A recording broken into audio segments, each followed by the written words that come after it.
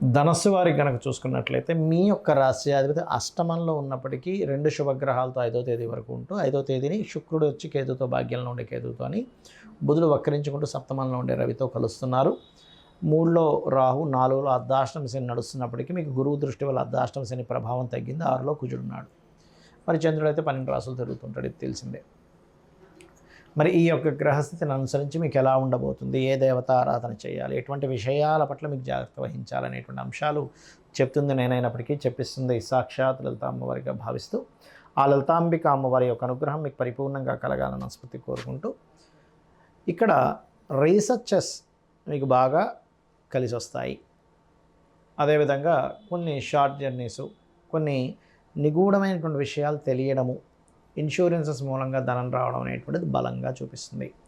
కాకపోతే మీరు కాస్త గతంలో ఎవరికో డబ్బులు ఇచ్చాము, ఇల్లు మాకు రాసిస్తున్నారు, లేదా స్థలం రిజిస్ట్రేషన్ చేస్తున్నారు, అవ్వట్లేదు అనుకునేటువంటి వారికి గురువు దృష్టి చతుర్థ భావం మీద ఉన్నందుకు అవి కొంచెం ముందుకు కదులుతాయి. గతంలో మీరు ప్రారంభించినటువంటి గృహ వాహన సంబంధించినవి ఏవైతే ప్రయత్నాలు ఉంటాయి అవి కూడా కొంతవరకు సఫలీకృతం అవుతాయి. శత్రువుపై జయం ఉంటుంది, శత్రువును చక్కగా జయిస్తారు. అదేవిధంగా స్పోర్ట్స్ రంగాల్లో ఉండేటువంటి వారికి అనుకూలత ఏర్పడుతుంది. తాతగారు ఆస్తి విషయంలో మీరు ఏదైనా నిర్ణయం తీసుకోవాలంటే 5వ తేదీ లోపల ఆ యొక్క నిర్ణయం తీసుకుంటే 5వ తేదీ దాటితే 2 శుభగ్రహాలు మారిపోతున్నాయి, అష్టమంలో ఉండేటువంటి గ్రహాలు. ఏదైనా ఇన్సూరెన్స్కి సంబంధించిన పనులు కూడా మీకు అక్కడి నుంచి బాగా కుదురుతాయి. మరియు ఇక్కడ మరొక విషయం ఏంటంటే ఇక్కడ లాభాధిపతి శుక్రుడు కేతువుతో ఉంటున్నాడో, ఈ కేతువుతో ఉన్నటువంటి విషయంలో ఈ శుక్రకేతువులు ఎప్పుడైతే భాగ్యభావంలో ఉంటాడో తండ్రి గారి ఆరోగ్య విషయంలోని, బ్యాంక్ కార్డ్స్ మీరు ఏదైతే వాడుతూ ఉంటారో కార్డు కోసం వేరే వాళ్ళకి ఇవ్వడం వల్ల అది స్కామ్ జరుగుతూ ఉంటుంది. బ్యాంక్ స్కామ్లు లేకపోతే బ్యాంక్ ఫ్రాడ్స్ మనం చూస్తూ ఉన్నాం ఇవాళ రేపు యూట్యూబ్లోనది. పలానా మీకు పలానా ఇది వచ్చింది, మీ కోడ్ చెప్పండి, మీకు పలానా కోడ్ పంపిస్తాం, ఒకసారి నెంబర్ చెప్పండి అంటూ ఉంటారు. శుక్రకేతువులు ఎప్పుడైతే 9వ భావంలో సంచరిస్తున్నారో ఈ యొక్క విషయంలో జాగ్రత్తగా ఉండాలి. లాంగ్ జర్నీస్ వెళ్ళేటప్పుడు కాస్త పెద్ద మొత్తంలో ధనం కానీ ఆభరణాలు కానీ వేసుకుని వెళ్ళేటప్పుడు కొంత జాగ్రత్తగా ఉండండి. వీలైనంత మటుకు కాణిపాకం వెళ్ళిరండి ఒకసారి. కాణిపాకం కనుక వెళ్ళి వస్తే మీ జీవితంలో ఏదైతే కొన్ని స్ట్రక్ అయిపోయాయో, కొన్ని ఆగిపోయాయో అవి కాస్త ముందుకు కదలడం జరుగుతూ ఉంటుంది. లక్ష్మీ నరసింహస్వామి యొక్క ఆరాధన ఎక్కువగా చేయండి. కొంచెం పార్ట్నర్స్తోనే జీవిత భాగస్వామితో తెలియని ఒక ఈగో క్లాషెస్ వస్తుంటాయి, ఆ యొక్క విషయంలో జాగ్రత్తగా ఉండండి. జ్యోతిష్శాస్త్రంలో గ్రహాలు ఒక్కొక్క గ్రహానికి ఒక్కొక్క పోర్ట్ఫోలియో ఉంటుంది, ఒక్కొక్క తత్వం ఉంటుంది. మీ లగ్నం నుంచి గ్రహాలు 9 గ్రహాలు 12 రాసుల్లో ఒక్కొక్క భావాధిపతి ఎక్కడున్నాడు దానికి సంబంధించిన అనాలిసిస్ అనేది ఉంటుంది. అంటే మీరు ఉదాహరణకి ఎంతో కష్టపడుతున్నామండి, అసలు డబ్బులు రావట్లేదు, ఏంటో అర్థం కావట్లేదు, ఏమిటో అర్థం కావట్లేదు అని సతమతం అవుతుంటారు.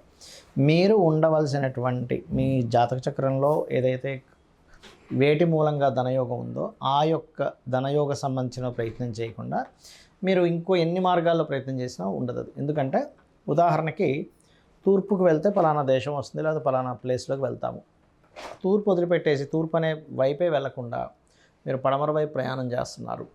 ఎలా వస్తుంది ఆ ప్రదేశం, ఎలా అయితే చేరుకోలేరో అదేవిధంగా జన్మజాతకంలో మీకు ధనాన్ని ఇచ్చే గ్రహం ఏదో పట్టుకోగలగాలి.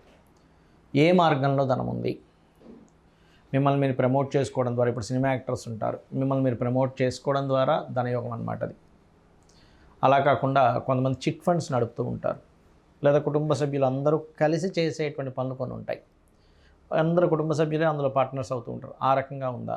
లేకపోతే ఫుడ్ రిలేటెడ్, అంటే చంద్రుడు ఇస్తున్నాడు మీకు ధనయోగాన్ని, అప్పుడు ఫుడ్, చంద్రుడు శుక్రుడు కలిసి వస్తున్నారు, అప్పుడు ట్రాన్స్పోర్టేషన్, అంటే ఒక క్యాబ్ నడుపుతున్నామా, లేకపోతే 4 కార్లు కొనుక్కొని ట్రావెలింగ్కి పెట్టామా, లేకపోతే ఒక బస్సు పెట్టామా, ఆ బస్సులో కూడా కొంతమంది ఏంటి మేము పర్టికులర్గా ఈ పుణ్యక్షేత్రాలకు అది బస్సు పెడుతుంటామండి అంటారు. అలాంటి వారికి శుక్రుడు గురువు కేతు కనెక్టివిటీస్ కూడా ఉంటాయి. అంటే ఇక్కడ ఏంటి ఒక్కొక్క గ్రహానికి ఒక్కొక్క కారకత్వం ఉంది, ఆ కారకత్వం బట్టి మీకు ధనాన్ని ఇస్తుంది. ఆ యోగం ఉంది మీకు పలానా బ్యాంకులో అకౌంట్ ఉన్నప్పుడు, పలానా చెక్ బుక్ ఉన్నప్పుడు ఆ చెక్ బుక్ ఆ బ్యాంకులోనే ఎలా చెల్లుతుందో మీకున్నటువంటి యోగము వలన ఎందులో అయితే యోగం ఉందో అందులోనే వస్తుంది. మరి మీరు అనొచ్చు ఏమండి కొంతమందికి రకరకాల మార్గాల్లో వస్తుంది అంటే మల్టిపుల్ ధనయోగం అంటారు దాన్ని.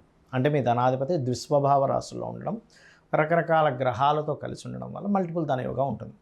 కొంతమందికి 1-2 వాటిలోనే డబ్బులు వస్తాయి, కొంతమందికి ఒక 50 సక్సెస్ అయినా 51 దగ్గర ఇబ్బంది పడతారు. ఎందుకంటే ఆ మాటి మూలంగా ధనయోగం లేదు, మరియు ఆ సమయంలో పర్టికులర్గా ఆ యొక్క వ్యాపారాలు చేయడం మూలంగా వాళ్ళకి ధనహీనత యోగం ఏర్పడింది, దానివల్ల ఇబ్బంది పడడం, ఇవన్నీ కూడా ఉంటాయి. ఇక ఇక్కడ గమనించుకున్నట్లయితే ఈ గ్రహాల యొక్క స్థితిగతులు ఏవైతే ఉన్నాయో, ఈ గ్రహ స్థితిగతులు పర్టికులర్గా గమనించుకున్నట్లయితే ఇక్కడ మీరు ఏదైతే ఉంటారో అంటే మీ మీ కాంబినేషన్స్ అంటే చూడండి, ఒక్కోసారి మనకి పలానా పని చేయాలి, పలానా సంబంధంగా ఇలా అవుతుంది అన్నప్పుడు మీరు అర్థం చేసుకోవాల్సింది ఏంటంటే గ్రహాలు ఇక్కడ 3 రకాలుగా విడిపోతాయి గ్రహాలు. ఇప్పుడు కూడా ఎలా అంటే మీకు ఈ యొక్క ఆలోచన వచ్చింది, పలానా బిజినెస్లోకి వెళ్ళాలి, లేకపోతే పలానా ప్రాజెక్ట్ చేయాలి, ఏదైనా ఆ ఆలోచన మీకు నష్టపరచడానికి వచ్చిందా, లాభం కలగడానికి వచ్చిందా అనేది చాలా స్పష్టంగా జ్యోతిష్ శాస్త్రంలో ఆ గ్రహం చెప్తుంది చాలా స్పష్టంగా. అంటే చిన్న ఎగ్జాంపుల్ చెప్తా చూడండి. ఒక వ్యక్తి ట్రాన్స్పోర్టేషన్ పెడదాం అనుకున్నాడు. శుక్రుడు అంతర్దశ, శుక్రుడు మహాదశ. అవునండి, శుక్రుడు కాబట్టి వాహనాలు కాబట్టి నాకు ఆలోచన వచ్చింది, నేను సక్సెస్ అయిపోతానా? కాదు. ఆ శుక్రుడు ఎలా ఉన్నాడు కండిషన్, శుక్రుడి యొక్క కండిషన్ బాగుందనుకోండి, నిజంగానే మీకు అందులో లక్షలు కోట్లు సంపాదిస్తారు. అదే శుక్రుడు కండిషన్ బాగోకపోతే ఆలోచన ఇస్తాడు కానీ నష్టాన్ని ఇస్తాడు. ఇది పట్టుకోగలగాలి. ఎలా అంటే మనకు ఒక ఫ్రెండ్ ఎవరో పరిచయం అయ్యారు, పరిచయం అయినప్పుడు పలానా వ్యక్తి పరిచయం అయ్యాడండి, ఆయన చాలా పెద్ద బిజినెస్ మ్యాన్, అది ఇది అనుకుంటున్నాం. ఆయన దానిలో షేర్ కూడా కలవమంటున్నాడు, కానీ ఆయన ఆలోచన ఏంటి, మిమ్మల్ని షేర్ కలుపుకొని మిమ్మల్ని ముంచాలని ఆయన ఆలోచన. అతని ఇంటెన్షన్ అది అయినప్పుడు మీరు వెళ్ళడం వల్ల ఏంటి, నష్టం వస్తుందా లాభం వస్తుందా? నష్టమే కలుగుతుంది. ఎందుకంటే తీసేసుకొని తర్వాత అది నష్టం వచ్చిందని మిమ్మల్ని ఇబ్బంది పెడతాడు. అలా మీకు నడిచేటువంటి మహాదశలు, అంతర్దశలు, గోచారం అంటే ఎంతసేపు వెళ్ళాల్సిన ఒకటే కాదు, ప్రతి గ్రహము అంటే నవగ్రహాల్లో ప్రతి గ్రహము యొక్క కదలిక ఈ గోచారాన్ని రూల్ చేస్తూ ఉంటుంది. అంటే ఇప్పుడు మనం చెప్పుకుంటున్నాం, మేషం నుంచి ఈ గ్రహాలు ఇక్కడ ఉన్నాయి, వృషభం నుంచి ఈ గ్రహాలు ఇక్కడ ఉన్నాయి. ఆ గ్రహం యొక్క ఎనర్జీ ఎలా ఉంది, ఆ ఎనర్జీ వల్ల మీకు ఎటువంటి ఫలితాలు వస్తున్నాయి అనేటువంటిది గోచారం రూల్ చేస్తూ ఉంటుంది. గోచారం మీకు చూపిస్తూ ఉంటుంది. అందుకే మనం ఈ గోచార ఫలితాలు చెప్పుకుంటున్నాం. అంటే కాలము ఇలా ఉంది, కాలం ఉంది కాబట్టి నువ్వు ఇలా ముందుకు వెళ్తూ ఉండు, కాలంలో ఇలా ఉన్నాయి పరిస్థితులు, నీకు ధనపరంగా ఇలా ఉన్నాయి, కుటుంబపరంగా ఇలా ఉంది, గృహపరంగా ఇలా ఉంది, ఉద్యోగపరంగా ఇలా ఉంది అనేటువంటి చెప్పేదే గోచార ఫలితాలు. అయితే మీ పర్సనల్ చార్ట్లో ఉండేటువంటి స్ట్రెంగ్త్ చాలా ముఖ్యం గోచారం కంటే కూడా. అది కనుక చాలా బాగుంటాయి కనుక గోచారంలో జరిగేటువంటి కొంత ఇబ్బందికరమైనటువంటి ఫలితాలు ఏవైతే ఉంటాయో అవి చాలా మటుకు తగ్గిపోతాయి. అలా కాకుండా అక్కడ మీకు జన్మజాతకంలోనే బలం లేదు, గోచారంలోనే కొన్ని పాపగ్రహాలు వచ్చి కాంబినేషన్స్ వచ్చేసాయి. అందుకే చూడండి, అసలు ఎప్పుడు మేము పడలేదండి ఇంత ఇబ్బంది అంటూ ఉంటాం. ఎందుకు కారణం ఏంటంటే మీ పర్సనల్ చార్ట్లో మహాదశ, అంతర్దశ అనుకూలంగా లేదు, దానికి తోడు గోచారం అలా వచ్చింది. ఇవన్నీ ఒక ఎత్తు అయితే మీరు సరైనటువంటి గృహంలో కూడా లేరు.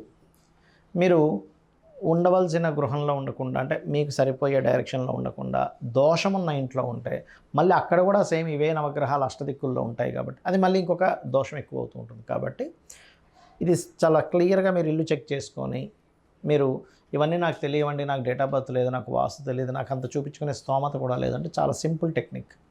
లలితా సహస్రనామాలు నిత్యము పారాయణం చేయండి, ఏమీ అక్కర్లేదు. అమ్మవారి మిమ్మల్ని చూసుకుంటుంది, ఒక కన్న తల్లిలాగా.